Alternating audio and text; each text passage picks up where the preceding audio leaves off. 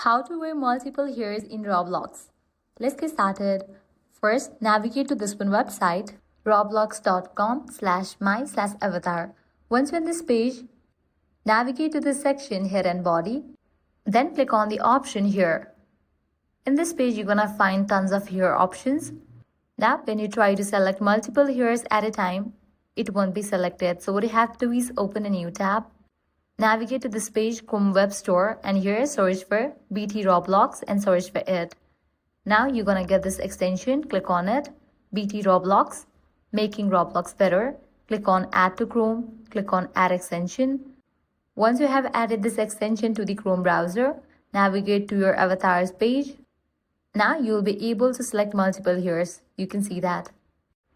Just check in for the hairs that you wanna add to your Roblox avatar. So this way you can easily wear multiple hairs in Roblox. If this guide helped you out, do not forget to like, share and subscribe.